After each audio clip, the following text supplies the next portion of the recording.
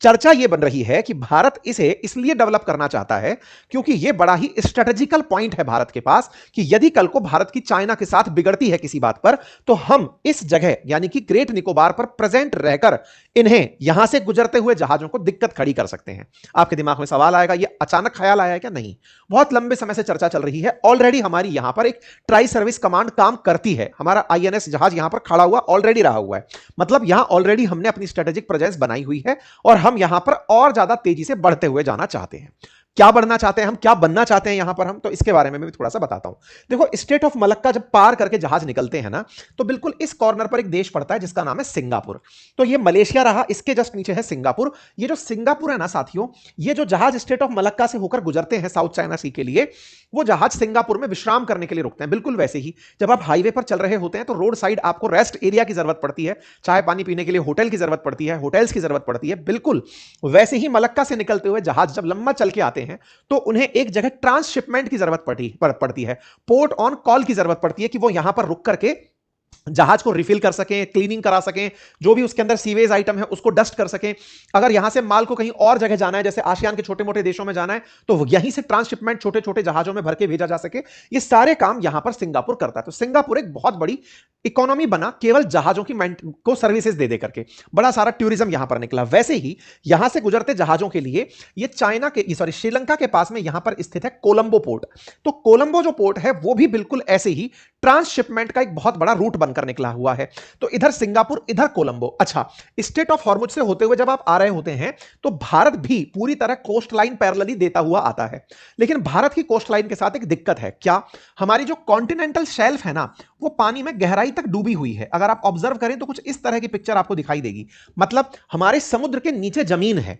समुद्र के नीचे जमीन तो बोले सब जगह है, बिल्कुल सही है, लेकिन कई जगह जमीन बिल्कुल किनारे तक पहुंचकर खत्म हो रखी है। मतलब गहरे गड्ढे हैं, 20-20 मीटर गहरे तक पानी है।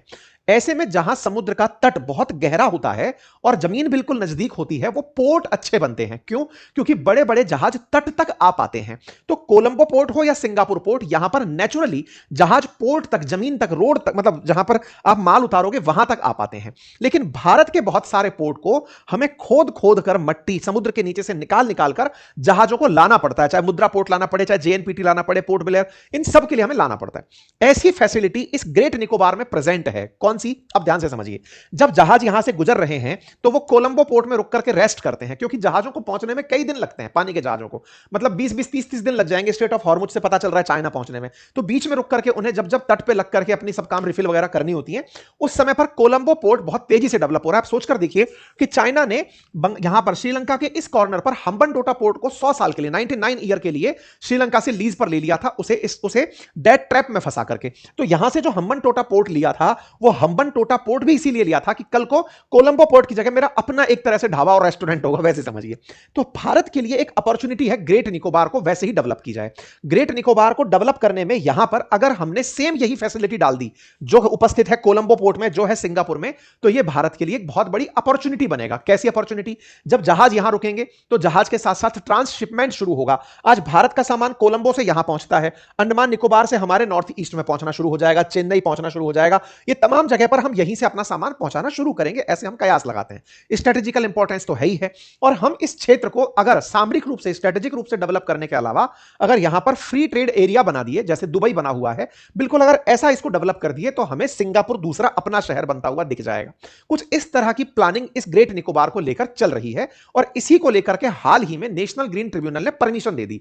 80,000 करोड़ रुपए की लागत से बनने वाला पब्लिक प्राइवेट पार्टनरशिप पर ग्रेट निकोबार प्रोजेक्ट को हाल ही में नेशनल ग्रीन ट्रिब्यूनल ने यह कहते हुए परमिशन दे दी कि यहां जो पेड़ पौधे कटेंगे उन्हें कहीं और लगा देना, यानी जितने पेड़ यहां काटोगे भारत में कहीं उन पेड़ों को लगा देना। तो तय हुआ कि यहां पर अगर 60 किलोमीटर क्षेत्रफल में, किलोमीटर स्क्वायर क्षेत्रफल में पेड़ कटेंगे, तो 97 किलोमीटर स्क्वायर का क्षेत्रफल के आसपास उतने ही पेड़ हरियाणा के आसपास हिमालय, अरावली के अंदर लगा दिए जाएंगे। तो यहां की एरिया को इस तरह अरावली से कंपनसेट कर दिया जाएगा कि वहां पेड़ लगा दिए जाएंगे, ताकि कंपलसरी एफॉरेस्टेशन जो कैंपा एक्ट बना हुआ है उसको काम में लेते हुए पौधों को किसी तरह से पर्यावरणीय नुकसान इंसान तक नहीं होने दिया जाएगा और दोनों काम हो जाएंगे। ठीक है, उम्मीद है अब आप लोगों को यह पूरी कहानी समझ में आ गई।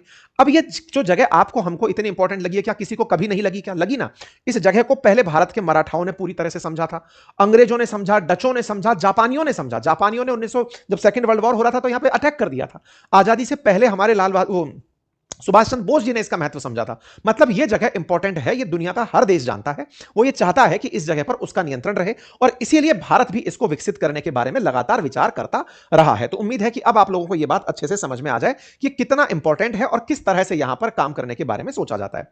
ऑलरेडी हमारे द्वारा यहां पर ट्राई सर्विस कमांड बनी हुई है, अंडमान निकोबार कमांड के नाम से वो काम करती है। 2001 से यहां पर कार्य कर रही है। इस कमांड को पहले कमांडर इन चीफ चलाया करते थे, मतलब कि उस तरह के एडमिरल अरुण प्रकाश जो है वो इस कमांड को पहले चीफ बनकर के ऑपरेट कर रहे थे। ठीक है साहब, इस जगह की सुरक्षा में एक बार यहां पर आप देखें तो रामनाथ कोविंद जी जब प्रेसिडेंट थे तब वो यहां पर गए थे। तो यहां पर हमारी ट्राई सर्विस कमांड यानी थल सेना, नौसेना, वायुसेना सब लोग यहां पर अपने आराम से बैठ करके मतलब कोऑर्डिनेशन में देश की सुरक्षा के लिए काम करती है।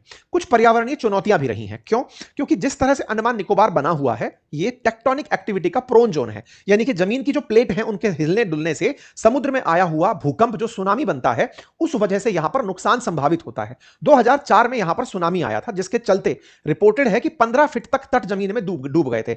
बहुत सारे आदिवासियों को जो यहां जंगलों में रहते हैं उन्हें विस्थापित होना पड़ा था। एक बड़ी चुनौती उस समय अर्थक्वेक की इंडियन ओशन के अंदर बनकर आई थी। तो चुनौती यह है कि अगर कुछ यहां बना दिया गया तो बड़ा इंफ्रास्ट्रक्चर कल को किसी ऐसी ही सुनामी की भेंट ना चढ़ जाए।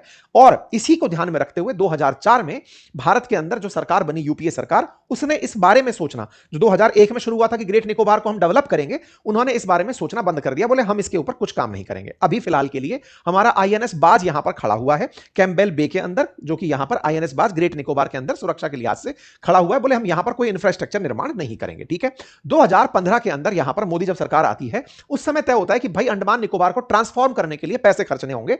10,000 करोड़ का एक संभावित बजट निकाला जाता है जिसमें 5,000 करोड़ कनेक्टिविटी विस्तार के लिए मेजरली, जिसमें कि कई बंदरगाहों का विकास करना था, बंदरगाहों के साथ साथ जहाजों की खरीद करनी थी, रणनीतिक और सामरिक रूप से इस जगह को इंपॉर्टेंट तरीके से आगे बढ़ाना था। समय बीतता गया, समय बीता, 2018 आया, फिर एक सीरीज ऑफ इवेंट की प्लानिंग की गई कि नहीं, अंडमान निकोबार को हमें बहुत अच्छे से डेवलप करना होगा। 2020-21 में नीति आयोग ने ग्रेट निकोबार द्वीप के विकास के लिए पूरा मास्टर प्लान तैयार किया जिसमें अंतरराष्ट्रीय शिपमेंट की बात थी, ग्रीनफील्ड अंतरराष्ट्रीय हवाई अड्डे की बात थी, टाउनशिप की बात थी, कई इलेक्ट्रिसिटी परियोजनाओं की बात थी। उन सबको एक प्रकार से नीति आयोग ने प्रेजेंट किया। ये उस नीति आयोग की फाइल के कुछ पिक्चर्स हैं जो मैं आपको दिखा रहा हूं कि कैसे यहां पर स्टेट ऑफ मलक्का को ध्यान में रखते हुए इसे विकसित करने के बारे में 2021 में बात करना शुरू किया गया।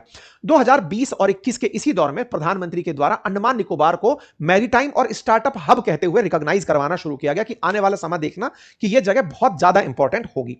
2021 में भारत के कई कछुओं पर रिसर्च करने वाले रिसर्चर्स ने कहा कि अगर कोई ग्रेट निकोबार पर ऐसा काम किया तो यहां पर लेदर हेड कछुए पाए जाते हैं, उन्हें बहुत दिक्कत होगी साहब, कछुए मर जाएंगे, इसलिए यह काम करना। तो प्रकृति पर्यावरण जो है वो विकास के साथ हमेशा कहीं ना कहीं जाकर टकराता जरूर है कि अगर आप कहीं घर बनाएंगे तो पौधे कटेंगे, कहीं फैक्ट्री डालेंगे तो पौधे कटेंगे, पॉल्यूशन होगा, लेकिन विकास और पर्यावरण में किसको प्राथमिकता दी जाए यह हमेशा से ही एक चुनौती रही है।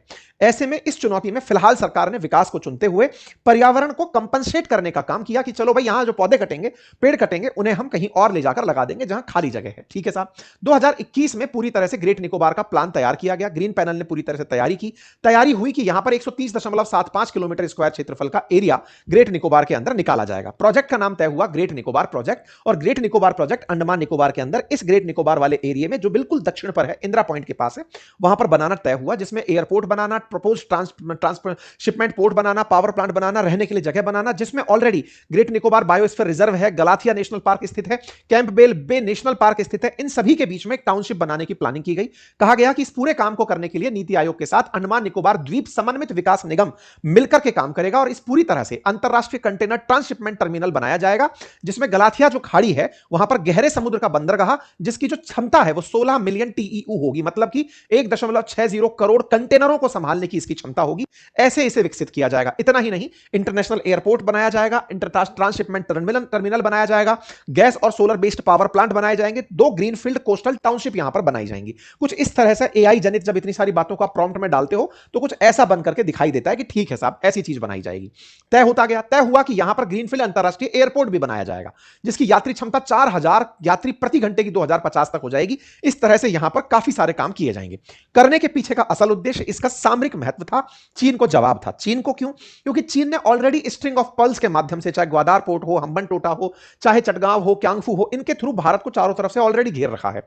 तो स्ट्रिंग ऑफ पल्स के लिए हमने ये जो डायमंड का जाल बना है, इस डायमंड के जाल के लिए हमें ग्रेट निकोबार में बैठना जरूरी था। हमें स्टेट ऑफ मलक्का के इस 6 डिग्री चैनल के एक ऐसे पोर्शन पर, माना कि ये 150 किलोमीटर चौड़ा है, चाहे स्टेट ऑफ हॉर्मुज तुलनात्मक रूप से 1/3 ही चौड़ा हो, लेकिन फिर भी आप एक ऐसी स्ट्रेटेजिकल जगह प्रेजेंट होंगे जो आपके लिए केवल चाइना को नुकसान पहुंचाने के लिए नहीं, आप अगर व्यापार में उसे यूज में लेना चाहें कि आपके जहाज जो सिंगापुर में रुक रहे हैं, डॉक हो रहे हैं कोलंबो में, वो यहां भी डॉक हो और भारत को ग्रोथ दें। तो जिस तरह से स्टेट ऑफ हॉर्मुज चर्चा में आई, तो स्टेट ऑफ मलक्का से भी इसका स्ट्रेटेजिक इंपॉर्टेंस लोगों ने डिस्कस करना शुरू किया। ठीक है, तो उम्मीद है कि अब आपको यहां पर समझ में आया हो कि कोलंबो और सिंगापुर पोर्ट पर जो निर्भरता है भारत की, उसे कम करने के लिए शायद इसका इस्तेमाल किया जा सके।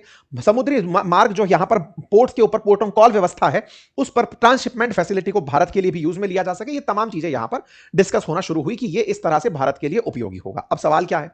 सवाल यह है कि कांग्रेस का कहना है कि आप जब इसका निर्माण करेंगे तो पेड़ काटेंगे और यहां पर रहने वाली जनजातियों को नुकसान पहुंचाएंगे। इस बात को लेकर के पर्यावरण के लिए वो अपना प्रोटेस्ट कर रहे हैं। आज से नहीं, ये सोनिया गांधी जी के द्वारा 2025 में ही इसके ऊपर एक न्यूज चैनल के अंदर आर्टिकल लिखा गया था, जिसमें कहा गया था कि हमारे पौधों को काटा जाएगा, आदिवासियों को बेघर कर दिया जाएगा, जो बायोडायवर्सिटी है उसको नुकसान पहुंचेगा, स्वच्छ हवा, संतुलित वातावरण पूरी तरह प्रभावित होगा। साथ में कहा जाएगा कि यहां पर फिलहाल जिस तरह के नुकसान हो रहे हैं वो पर्यावरण के लिए नुकसान है और आदिवासियों के लिए बड़ी चिंता की बात की गई। कहा गया कि यहां पर लेदर बैक जो समुद्री कछुए हैं, जो गलाथिया बे में पाए जाते हैं, उनके जो प्राकृतिक आवास है उसे नुकसान होगा, जो रेन फॉरेस्ट है उसे नुकसान होगा, खारे पानी के जो मगरमच्छ और मैकाक यहां मिलते हैं, बंदर, उन्हें यहां पर नुकसान